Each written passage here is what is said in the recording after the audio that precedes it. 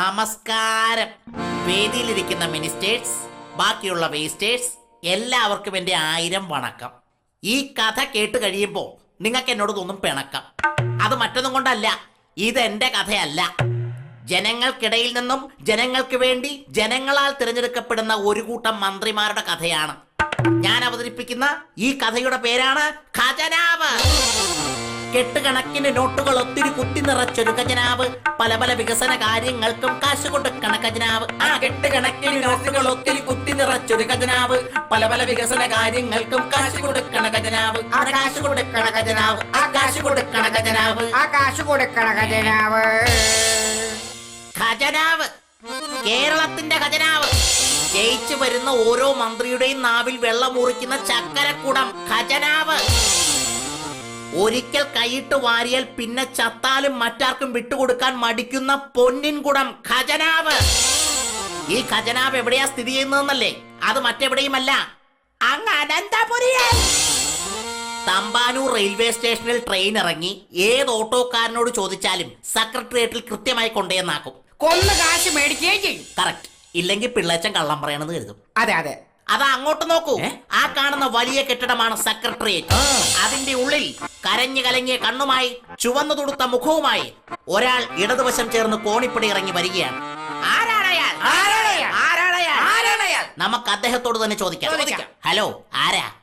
എന്റെ മനസ്സിലായില്ലേ? ഓർമ്മയുണ്ടോ ഈ മുഖം? ഇല്ല. ഓർമ്മ കാണില്ല. അന്നു ഞാൻ കേരള മുഖ്യമന്ത്രി, ഓൾഡ് ചീഫ് മിനിസ്റ്റർ. അതെ, അത് മറ്റാരുമായിരുന്നില്ല. ഈ കേരളമെന്ന ഇട്ടാവട്ടത്തെ സ്വന്തം കയ്യിലെടുത്ത് അമ്മാനമാടിയ ജനങ്ങളുടെ കണ്ണിലുണ്ണി, ആ മഹാനുഭാവൻ, ആ ഒറ്റയാൻ. അതൊരു വടവൃക്ഷമായി പടർന്ന് വളർന്ന് പന്തലിച്ചപ്പോൾ സ്വന്തം പാർട്ടി തന്നെ അതിന്റെ കൂപ്പ് മുറുക്കി. തന്റെ സ്വന്തം കഴിവുകൊണ്ട് തന്റെ പാർട്ടിയുടെ പരാജയം ചെറുതാക്കി മാറ്റിയ ഒറ്റയാൻ പാർട്ടിക്കാരെയൊക്കെ ശപിച്ചുകൊണ്ടും സ്വന്തം മകന് വേണ്ടി പ്രാർത്ഥിച്ചുകൊണ്ടും കണ്ണീരോടെ പടി ഇറങ്ങുകയാണ് സുഹൃത്തുക്കളെ, പടി ഇറങ്ങുകയാണ്. ലാ ലാ ലാ ലാ ലാ ലാ ലാ ലാ ലാ ലാ ലാ ലാ ലാ ലാ ലാ. അദ്ദേഹത്തിന്റെ മനസ്സിലെ വിഷമം ഒരു പാട്ടായി പുറത്തേക്ക് വന്നു. 2 രൂപയ്ക്കരി നൽകി, പിന്നെ സ്മാർട്ട് സിറ്റി ഒപ്പുവെച്ചല്ലോ. പെൻഷനും കൂട്ടിക്കൊടുത്തു, പക്ഷെ എന്നിട്ടും തോറ്റുപോയല്ലോ. 2 രൂപയ്ക്കരി നൽകി, പിന്നെ സ്മാർട്ട് സിറ്റി ഒപ്പുവെച്ചല്ലോ. പെൻഷനും കൂട്ടിക്കൊടുത്തു, പക്ഷെ എന്നിട്ടും തോറ്റുപോയല്ലോ. എന്നിട്ടും തോറ്റുപോയല്ലോ, പക്ഷെ എന്നിട്ടും തോറ്റുപോയല്ലോ. പക്ഷെ എന്നിട്ടും തോറ്റുപോയല്ലോ.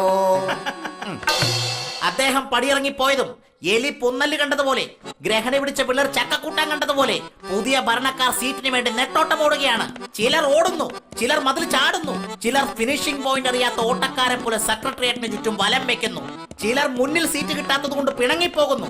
എന്നാൽ ഇതിലൊന്നും പെടാതെ, ഇതിലൊന്നും ഒരു പരാതിയും പരിഭവവും ഇല്ലാതെ, സ്വന്തം കഴിവുണ്ടായിട്ടും മറ്റുള്ളവർ തന്നെ ഒറ്റപ്പെടുത്തിയതുള്ള വിഷമം കടിച്ചമർത്തി എന്നെങ്കിലും തന്റെ സമയം വരുമെന്ന് പ്രതീക്ഷിച്ച് ഒരാൾ കാത്തു നിൽക്കുകയാണ് സുഹൃത്തുക്കളെ, കാത്തു നിൽക്കുകയാണ്. എന്ത് പറ്റി?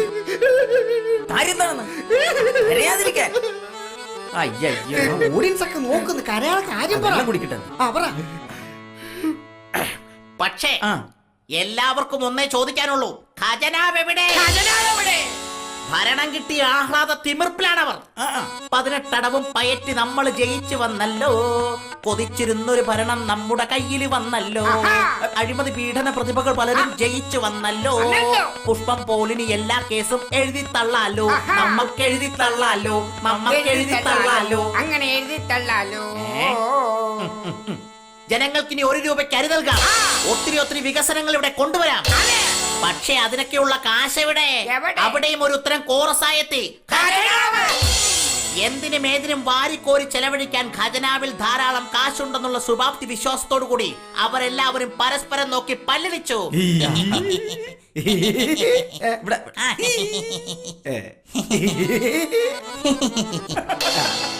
എല്ലാവരും ഓരോ വകുപ്പിലേക്കുള്ള പണം എടുക്കുന്നതിന് വേണ്ടി ഓരോ സഞ്ചിയുമായിട്ടാണ് എത്തിയിരിക്കുന്നത്. അത് വെറും സഞ്ചി ആയിരുന്നില്ല, ഓരോ കുട്ടി ചാക്കുകൾ. അവിടെ നിന്ന് ഏതോ ഒരു മന്ത്രി വിളിച്ചു പറഞ്ഞു, all your mark set go. എല്ലാവരും ഖജനാവിനടുത്തേക്ക് ഓടി. ആദ്യം ഖജനാവിനടുത്തെത്തിയാൽ വിളിച്ചു പറഞ്ഞു, ഖജനാവിന്റെ കീ കാണുന്നില്ല. ഉടൻ തന്നെ എത്തി മറുപടി, ആരും പേടിക്കണ്ട, നമുക്ക് അടിച്ചു പൊളിക്കാം.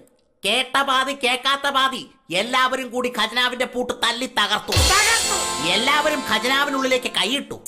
കൈയിട്ടവർക്കെല്ലാം കിട്ടി. കിട്ടിയതും കൊണ്ട് അവർ ഓടി. കിട്ടാത്തവർ വീണ്ടും കൈയിട്ടു. അവർക്കും കിട്ടി. കാശല്ല, 10 അടി നീളമുള്ള 8 അടി മൂർഖന്റെ കടി.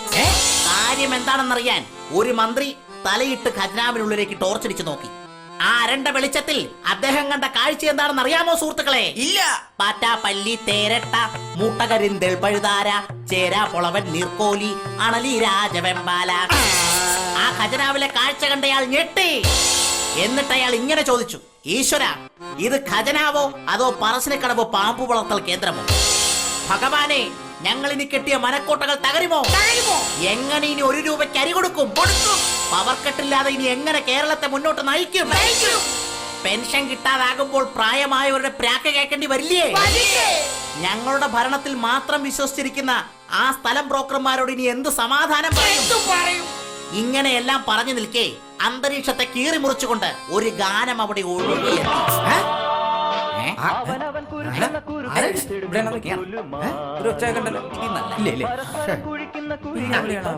ഇവിടുന്നല്ല ഇതിനകത്താണ്.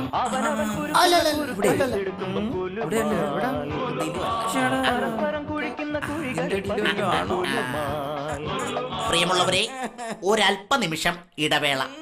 ഈ ഇടവേള സമയത്ത് കേരളത്തിലെ പൊതുജനങ്ങൾ അവതരിപ്പിക്കുന്ന ഒരു പുലികളി. പുലികളിയുണ്ടോ? എന്നാ പിന്നെ പുലികളി കണ്ടിട്ട് പോവാം.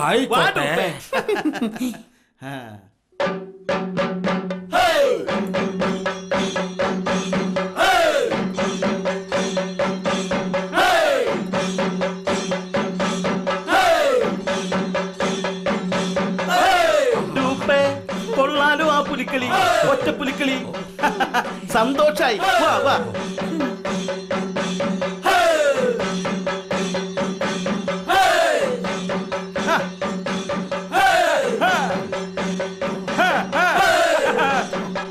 നിർത്ത്. എല്ലായിടത്തും ഞാൻ പോയി, എല്ലാം ഞാൻ കണ്ടു. എനിക്ക് സന്തോഷായി, ഒപ്പം ദുഃഖവും. ഒരിക്കൽ മാത്രം ഇവിടെ വന്ന സുനാമിയേക്കാൾ എത്ര ഭീകരമാണ് ഇപ്പോൾ ഇവിടെ വീശിയടിച്ചുകൊണ്ടിരിക്കുന്ന രാഷ്ട്രീയ സുനാമി. അടുത്ത പ്രാവശ്യം ഞാൻ കേരളത്തിലേക്ക് വരുമ്പോ ഈ കേരളം ഇവിടെ തന്നെ ഉണ്ടാകുന്ന പ്രതീക്ഷയോടെ ഞാൻ പാതാളത്തിലേക്ക് തിരിച്ചു പോവുക. സന്തോഷായില്ലേ? ഞങ്ങൾ വിട്ട് പോകരുത് മാവേലി. എന്താ നിങ്ങൾ പറയുന്നത്? അങ്ങനെ ഞങ്ങളെ മാത്രം ഇവിടെ ഇട്ടിട്ട് മാവേലി രക്ഷപ്പെടണ്ട. അതെന്താ അങ്ങനെ പറയുന്നത്? ഇന്നത്തെ സാഹചര്യത്തിൽ കേരളത്തിൽ ജീവിക്കാൻ പറ്റില്ല മാവേലി. എന്താ നിങ്ങളുടെ പുതിയ പ്രശ്നം? ഓണത്തിനെത്തണ മാവേലി മന്ന കേരള നാടിൻ കഥയൊന്നു കേൾക്കൂ. പണ്ടു മഹാബലി വാണനാടിപ്പോ കണ്ടു മഹാമോശമായി കിടപ്പൂ. ഓണത്തിനെത്തണ മാവേലി മന്ന കേരള നാടിൻ കഥയൊന്നു കേൾക്കൂ. പണ്ടു മഹാബലി വാണനാടിപ്പോ കണ്ടു മഹാമോശമായി കിടപ്പൂ. വാണിഭമായി, പീഡനമായി, കൊലവിളിയായി, മാറി മാറി പലരും ഭരിച്ചിട്ടും നാട് മൊത്തം കോളമായി.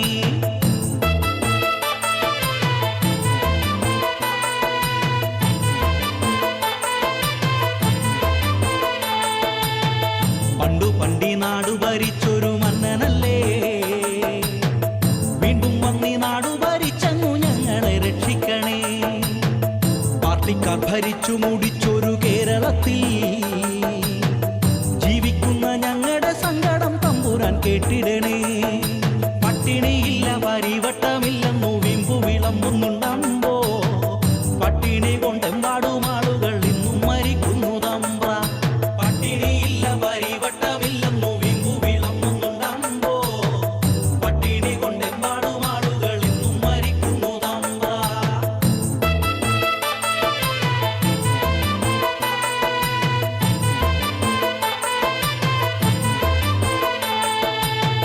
ഭരണപക്ഷം നല്ലതു ചെയ്താൽ പ്രതിപക്ഷം പെട്ടെന്ന് വട്ടമുടക്കും.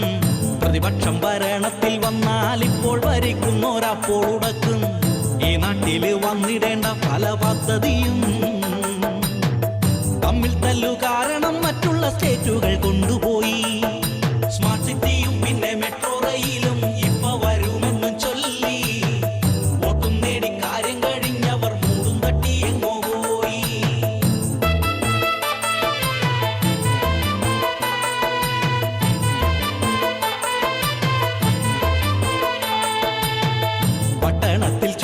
നടക്കുന്ന പെൺകൊടികൾ തുണ്ടുതുണി ചുറ്റി നടന്നിട്ടു ഫാഷൻ എന്നോതിടുന്നു. ഇപ്പോഴത്തെ പെൺകുട്ടികൾക്കൊരു ദോഷമുണ്ട്, ഏതു നേരോ സെൽഫോണിൽ ആരോടോ ചൊല്ലുന്ന ശീലമുണ്ട്. പ്രേമവുമായി ഒളിച്ചോട്ടമായി ചതിക്കുഴിയിൽ ചെന്നു ചാടും. ഇന്റർനെറ്റും ബ്ലൂടൂത്തും കാണുമ്പോൾ സ്വന്തം പടം കണ്ടു ഞെട്ടും. പ്രേമവുമായി ഒളിച്ചോട്ടമായി ചതിക്കുഴിയിൽ ചെന്നു ചാടും. ഇന്റർനെറ്റും ബ്ലൂടൂത്തും കാണുമ്പോൾ സ്വന്തം പടം കണ്ടു ഞെട്ടും.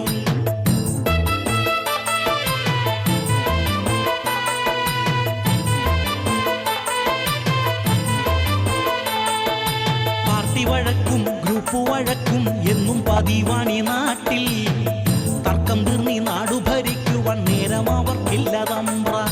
പാർട്ടി വഴക്കും ഗ്രൂപ്പ് വഴക്കും എന്നും പതിവാണി നാട്ടിൽ. തർക്കം തീർന്നി നാടു ഭരിക്കുവാൻ നേരം അവർക്കില്ല തമ്പ്ര. തൊട്ടതിനി നാട്ടിൽ തീവിലയാ. നാളെ എന്തെന്നോർക്കുമ്പം ഞങ്ങളുടെ നെഞ്ചിലും തീയറമ്ര. ഇങ്ങനെ ഇന്നീ നാട്ടിൽ കഴിഞ്ഞിട്ടു ഞങ്ങൾ മടുത്തല്ലോ തമ്പ്ര. പാതാളത്തിൽ അങ്ങു പോകും നേരം ഞങ്ങളും പോരട്ടെ തമ്പ്ര. ഇങ്ങനെ ഇന്നീ നാട്ടിൽ കഴിഞ്ഞിട്ടു ഞങ്ങൾ മടുത്തല്ലോ തമ്പ്ര. പാതാളത്തിൽ അങ്ങു പോകും നേരം ഞങ്ങളും പോരട്ടെ തമ്പ്ര. ഞങ്ങളും പോരട്ടെ തമ്പ്ര. ഞങ്ങളും പോരട്ടെ തമ്പ്ര. ഞങ്ങളും പോരട്ടെ തമ്പ്ര. ഞങ്ങളും പോരട്ടെ തമ്പ്ര. ഞങ്ങളും പോരട്ടെ തമ്പ്ര. ഞങ്ങളും പോരട്ടെ തമ്പ്ര. ഭാരത പൗരന്മാരെ നിങ്ങൾ ജനിച്ചതഴിമതി കാണാനോ? ബൂത്തുകൾ തോറും കയറിയിറങ്ങി വോട്ടു ചെയ്ത് തളരാനോ?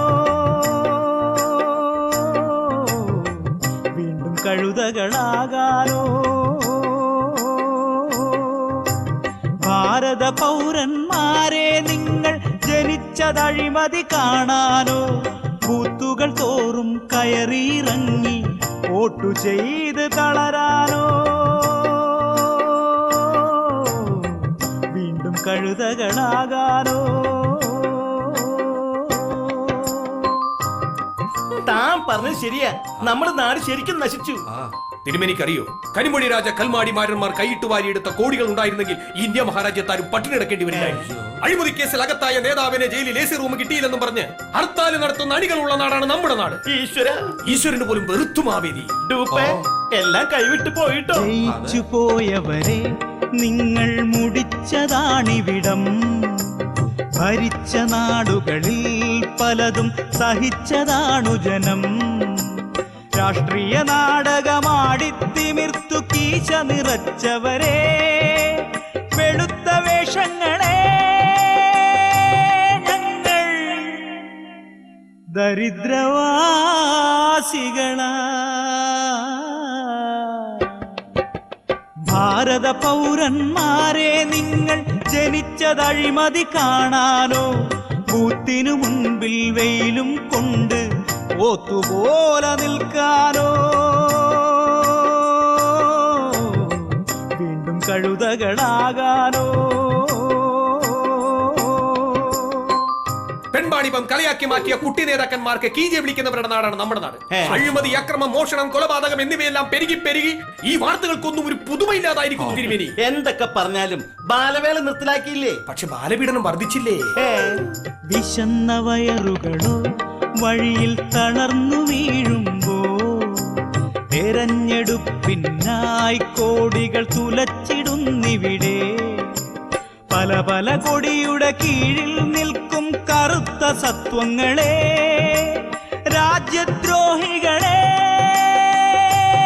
ഇന്ത്യയെ പറിച്ചു കീറരുതേ. ഭാരത പൗരന്മാരെ നിങ്ങൾ ജനിച്ചതഴിമതി കാണാനോ? ആഴ്ചകൾ തോറും ബൂത്തുകൾ കേറി വോട്ടു ചെയ്തു മുടിയാനോ? വീണ്ടും കഴുതകളാകാനോ?